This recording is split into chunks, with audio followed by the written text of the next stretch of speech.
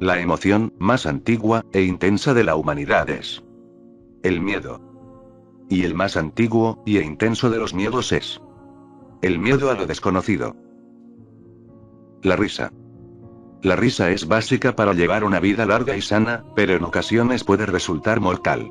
De ahí la expresión morir de risa, que hace referencia a un fallecimiento provocado por un ataque prolongado de la misma. Sí.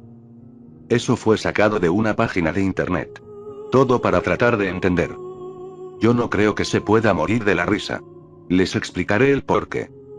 En mi trabajo conocí a una persona que nunca paraba de reírse. Comía riendo. Cagaba riendo. Hasta dormía, aunque intermitentemente, despertando más o menos cada hora para reír.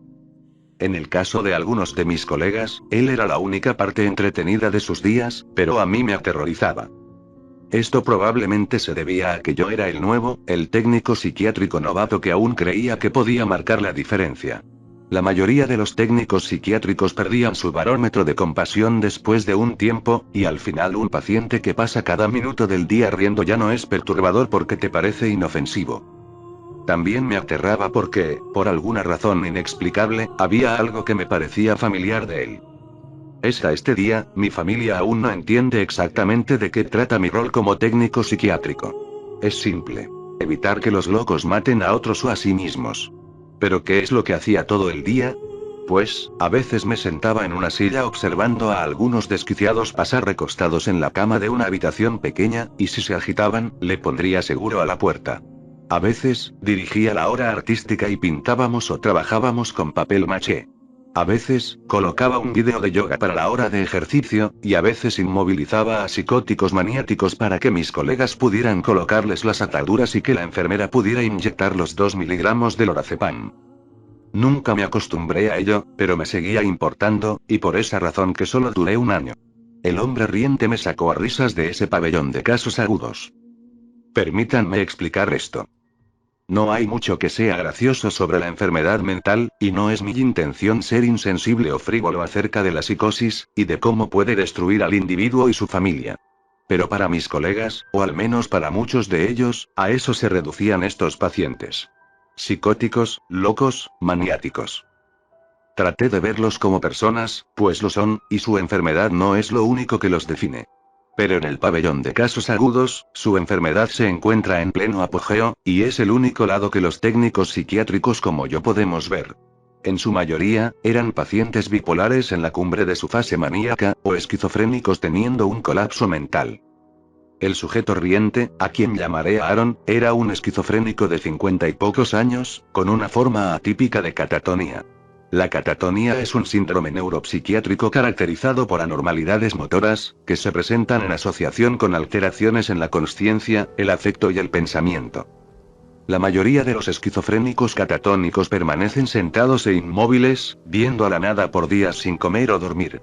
Recuerdo un paciente de ahí que se quedaba parado en el centro de una habitación conservando una postura imposible por muchos días. Cuando su catatonía subsidía, el paciente explicaba que, durante esos momentos de parálisis, creía plenamente que el mundo iba a terminar si se movía.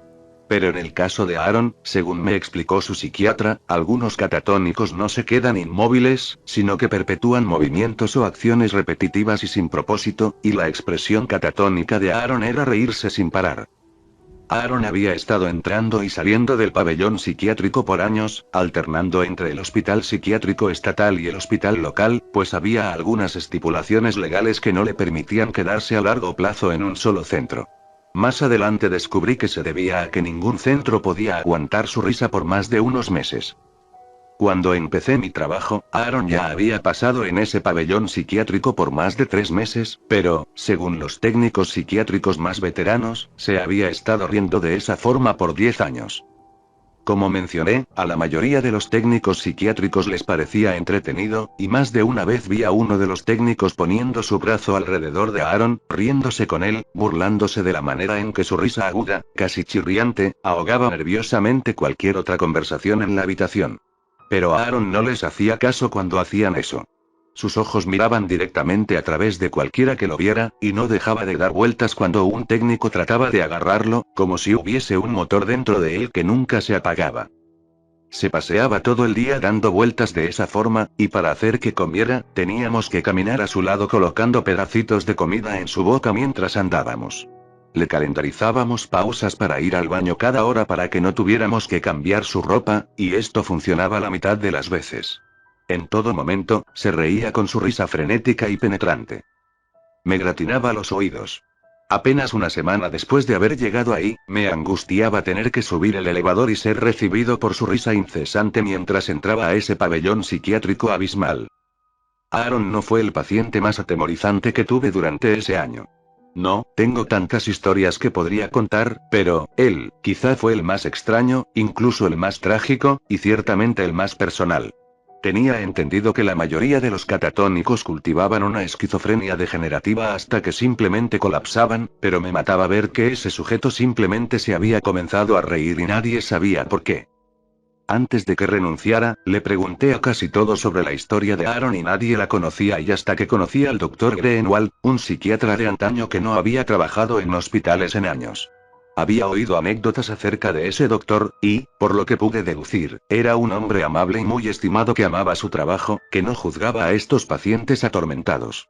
El Dr. Greenwald probablemente fue mi inspiración más grande para convertirme en un especialista de la salud, y hasta este día aún recuerdo la compasión que le demostraba a sus pacientes.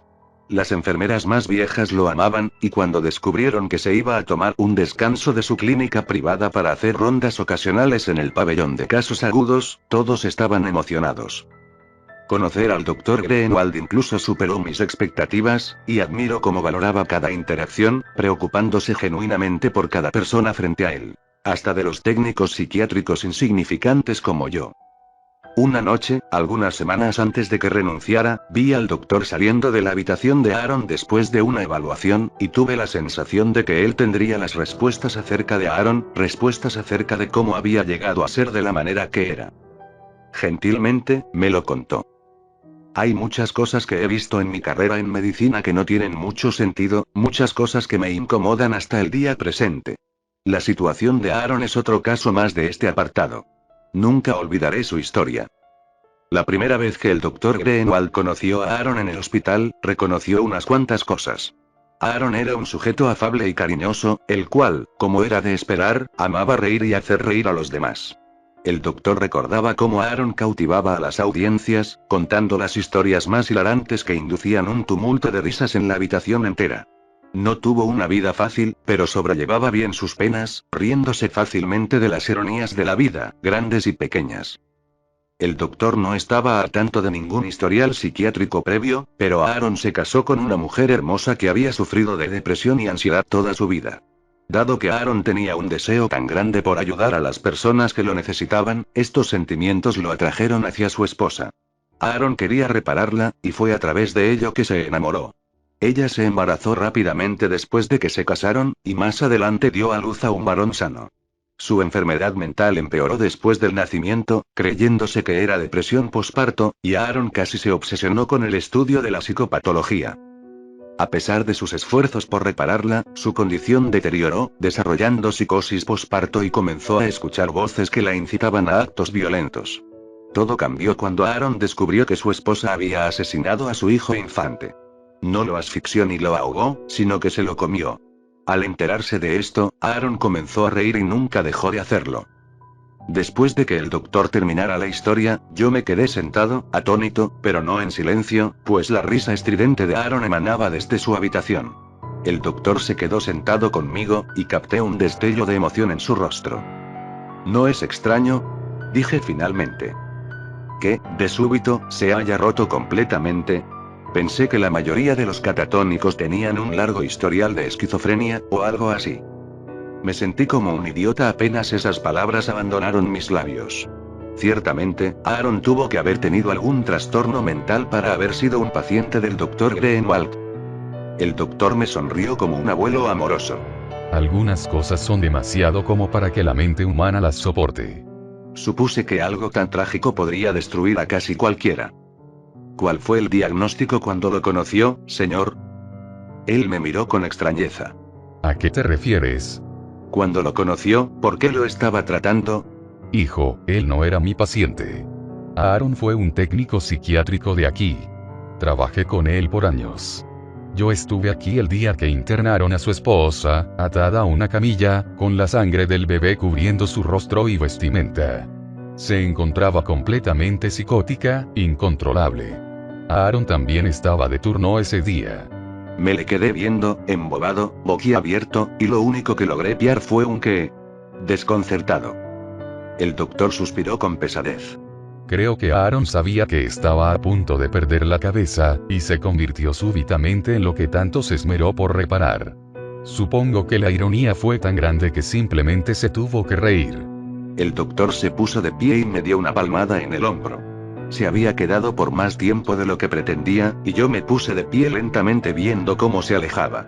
Cuando salió por la puerta reforzada, se volteó hacia mí y dijo: Curiosamente, me recuerdas a él.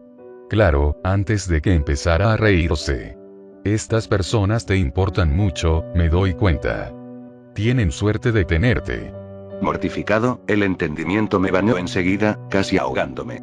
Eso que era tan íntimo y familiar sobre Aaron y nunca pude explicar, ni siquiera para mí mismo, cómo vi una pieza de mí en ese caparazón sin vida de un hombre, de ese hombre demente y riente. No tuve ninguna respuesta para el Dr. Greenwald en ese momento, pero, explotando desde mis pulmones, llegó una risa aterradora y totalmente involuntaria. Entregué mi aviso de renuncia ese mismo día.